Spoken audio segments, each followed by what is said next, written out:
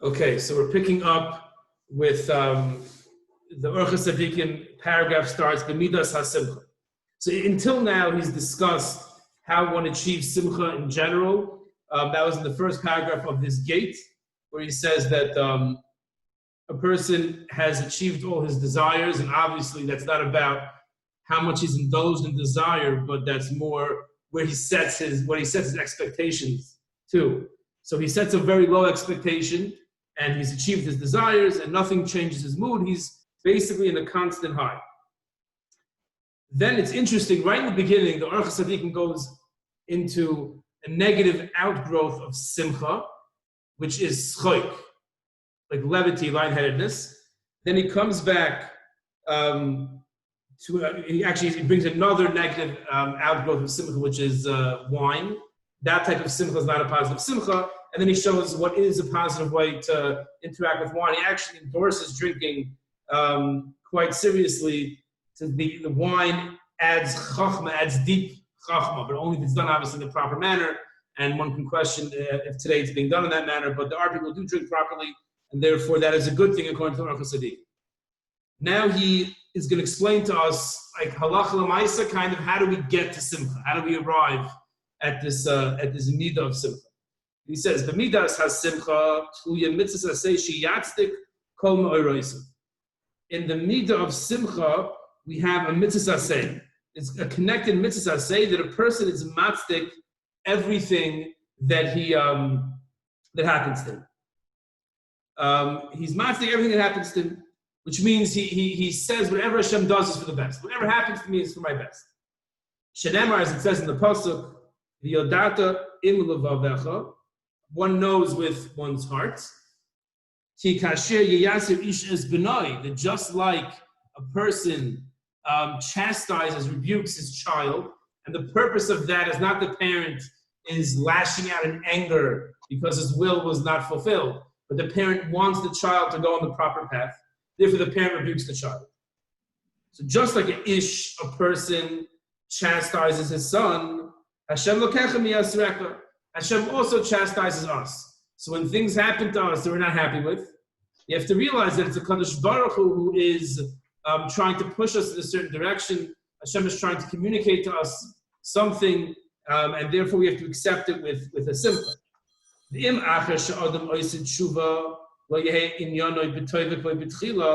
say a person does tshuva, and he sees that even though he did tshuva, he's still not in the same. His situation has deteriorated, right? So he's going to think to himself, I don't understand.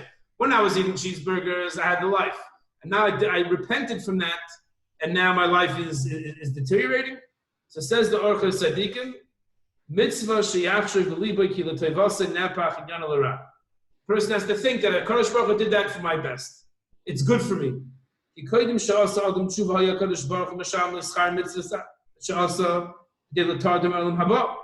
This is a recurring theme in Sifrei Musar and Yiddishkeit in general, that sometimes Hashem will give a person a good life, will give him a lot of good things in order to pay him back for his mitzvahs in this world. We have two options. We can get paid back for our mitzvahs in this world. We can take our reward in the world to come. In the world to come, it's so many fold better than in this world. So before I did tshuva, Hashem was giving me my reward in this world. Now that I did tshuva, so Kadosh Baruch Hu is doing me a favor, and he's giving me a little pain now to save me from a lot of pain down the line. Like it says in the pasuk, Misham l'soinov el panav la'avida. Hashem pays those who hate him. Hashem rewards those who hate him la'avida, to make them lost, that they should become lost. And that means in the world to come. Just like Hashem gives the reward for the mitzvahs, for the Rishayim in this world, for the evil people in this world, so too Hashem gives the punishment for the Averas of the Tzadikim in this world as well. They should be clean, they should be innocent in the world to come. And this all obviously directly relates to Simcha, because the person who's Sameach B'chalka, they say, Ezu ha'ashir Sameach B'chalka. Mishnah Pirkei Avos says, who is a rich person? Someone who's Sameach, who's happy, who's content B'chalka with his lot. Now, is that just like, how does that work? So I just have to work on myself just to be happy? Or I have to realize that whatever HaKadosh Baruch Hu sends my way, any disappointment I have, anything I tried for, I didn't get in life, so it's not for me. It's not Bashert. As we'll see soon, when he goes through his 7 rules of Bitachon, which there's a lot of overlap, very similar to the Chovos HaLevavos that we learned together.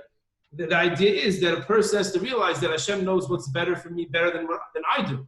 So Simcha and accepting whatever happens to me and realizing it's for my best go hand in hand. Once a person has that, so he'll never be disappointed. Right? We said in the beginning of the gate that a person's besimcha when nothing can happen to him that gets him upset.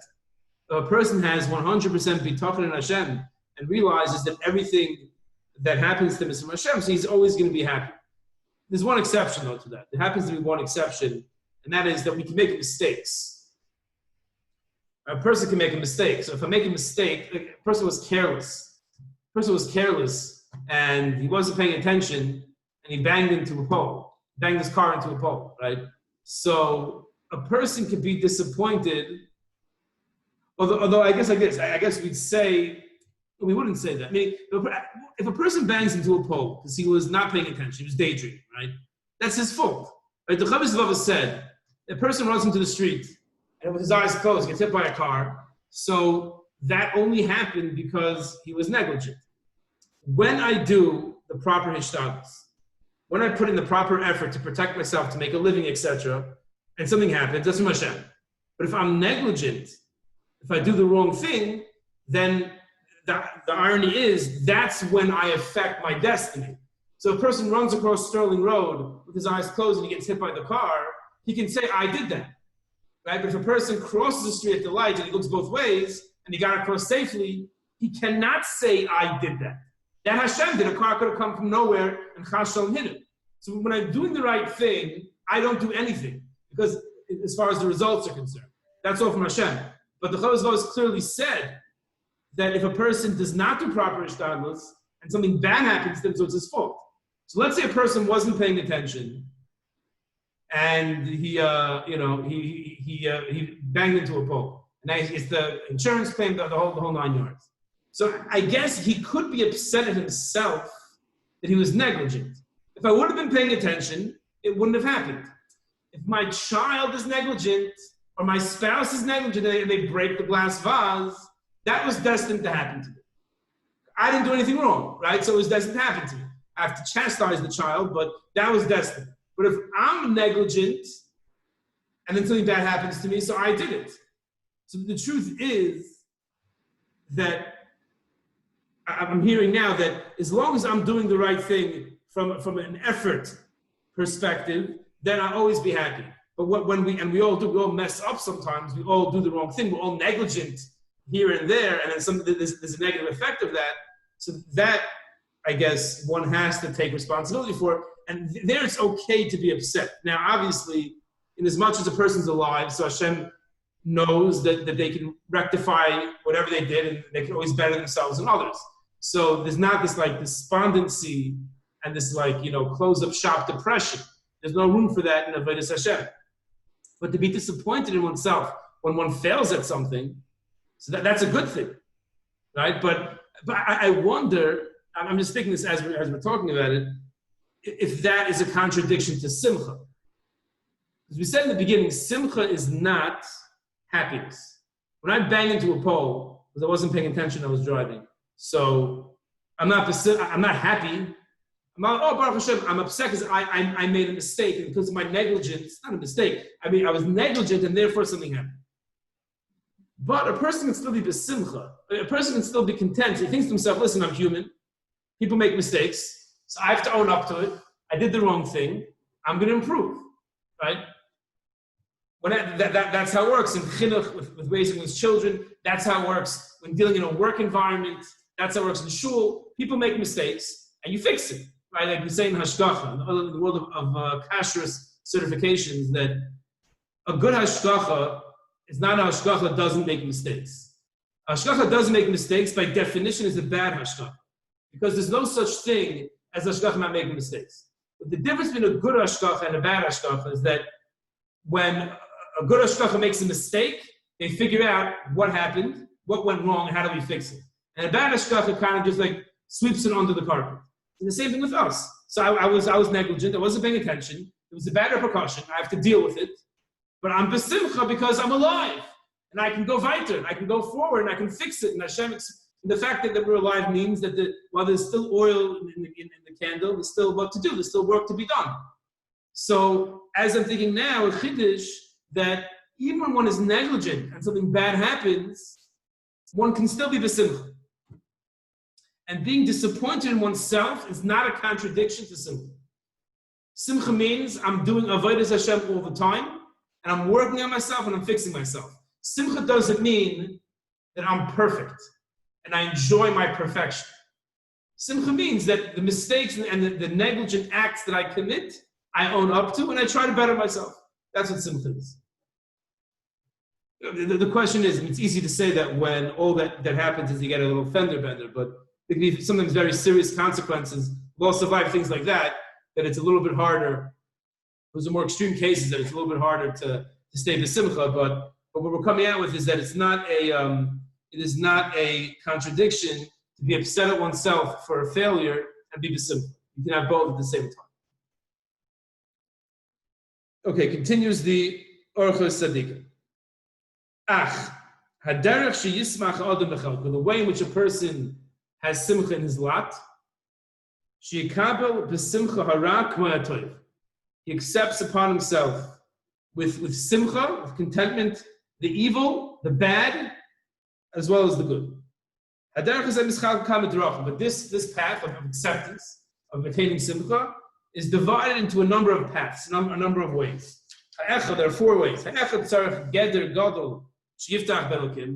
First of all, we have to create for ourselves a boundary where we trust in Hashem. We have to have a path where we're trusting in Hashem. Hasheni ha'emuna. So we pointed this out last time. In the Chovos Levavos, there is no mention really of emuna versus bitachon. These are 2 separate concepts. In the Chovos Levavos, the focus is bitachon. The Orchos Tzadikim is saying, number 1, one must have bitachon in Hashem. And number 2, one must have emuna. So we'll see how he defines bitachon versus emuna. Hashlishi, the third thing a person has to have is haseichel, which not often people have that. You have to have intellect. A person has to be intelligent. He has to use his logical thought process. Haravi'i, and the 4th thing to achieve simcha is hahistapkus, which means being satisfied with what you have. Being mistapek b'muad. Whatever I have is enough. I don't need luxuries. I don't need more than I have. What I have, I'm happy with. Those are the 4 things a person needs to be the simcha. So Amar HaChacham, he starts with bitachon and emuna.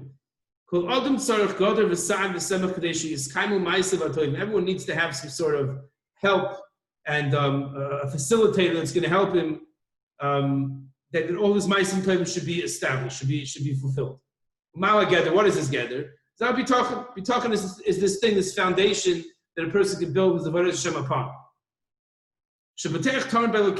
A person always is trusting in Hashem. Like it says, Hashlich al Hashem Yehavcha, hu yichal kalecha. It's one of the first psukim that the Chovos Levavos brings in Shaar Bitachon. That Hashlich al Hashem Yehavcha, throw on Hashem what you need, yourself, your essence. But hu yichal kalecha, and HaKadosh Baruch Hu yichal kalecha. HaKadosh Baruch Hu is going to support you.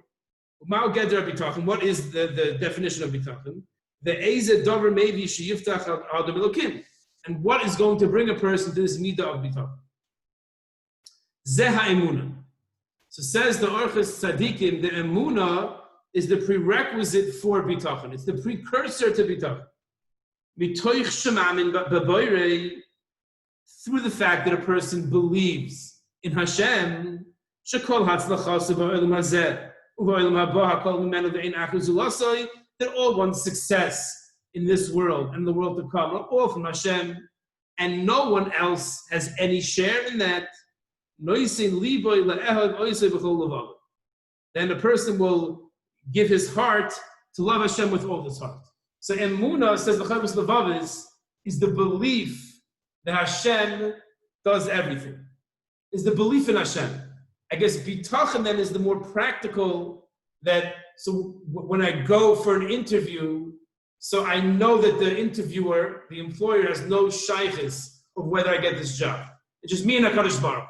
And I do my hishtadlus, and Hashem takes care of the rest. So emunah is the belief, and bitachon, I would say, is the focus that an actual implementation of the philosophy that nothing exists but Hashem. And only Hashem can affect it. So what is emunah? The Eisadar, maybe the emunah. Shleima, what brings a person to emunah? So we know the emunah brings to bitachon. So we're working backwards. But bitachon brings to simcha. Emunah brings to bitachon. So that what brings to emunah. Hu shaloi yisnoi eya midavara. A person is not affected by anything bad that happens to him. Sheikabel kol haba'alav b'simcha. Like we said before, he accepts everything b'simcha. So he goes on to say that you have two types of workers. You have two types of slaves. You have a slave, a worker, where he knows his master works him hard. He works him hard. But he rewards him, and he sits next to his master at the table. And when his master goes on a vacation, he takes him with him, and he's giving him extra rewards and bonuses all the time. So while his master makes him work hard, but he knows his master really takes care of him. And he feels that he's part of the team. He's on the team, and he's respected by his master. A person like that, ain't suffik, I skipped a few lines, ain't suffik, she'ever yedeu makri zois ba'adoinov, she'yazav kol ma'ashav oilam, v'yazav ritzoin adoinov b'simcha. A slave like that, and the truth is, you see this in the workforce as well.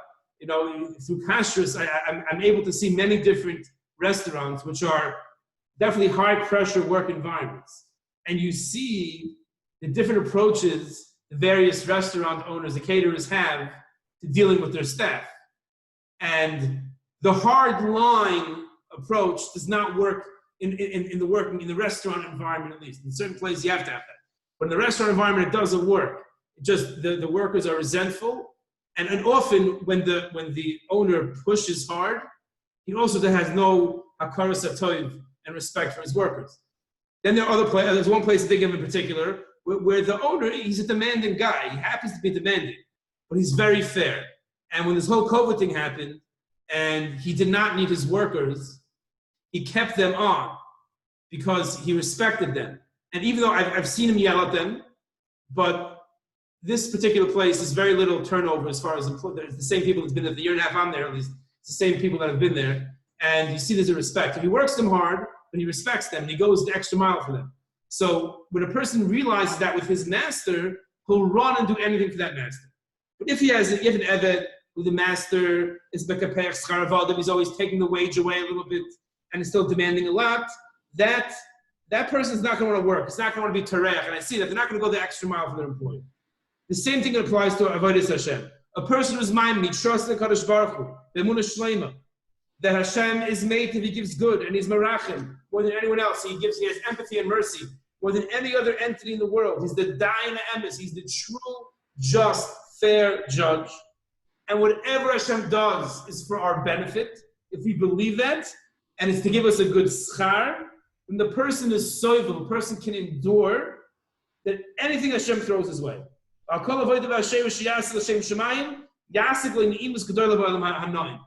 for everything he does, he knows he's going to get an unbelievable reward. Like we find by Nebuchadnezzar, that he went back 4 psiyas for HaKadosh Baruch Hu. He stepped 4 steps towards Hashem, and he got a lot of reward for that. So if we see the reward that Hashem does, there's no suffix that he'll have a lot of simcha. So he believes. This is the Kud of Emunah. And we'll end with this. If a person believes B'emunah Shleima, then HaKadosh Baruch Hu is that employer that is always looking to help me out. He's always looking to do what's best for me. Even when he's pushing me, it's for the best. So with a bust of a down, the human being, we're always going to assume that or be concerned that maybe he's not looking out for my best interest. And the truth is, in an employment, the employer is looking out for his business's best interest. But with HaKadosh Baruch Hu as our employer, he's looking out for our best interests. If we believe that, like a lot of the kashas fall away. If we believe that whatever Hashem does for us is for our best, even if we don't realize that ourselves, we can't even figure out how that could be, but we know that's true. So then the kashas, the difficulties fall away. Why did that happen to me? Why did that happen to him? All these questions fall away when we realize that Hashem has our best interests in mind. So that's emunah. Emunah is believing that whatever happens to me is for my best, decreed from Hashem. So we'll continue by Hashem on Thursday with the Shaar Hasimcha. Okay, it's good to be back, everyone. Good to see everyone. Thank you. Have a good night. Thank you.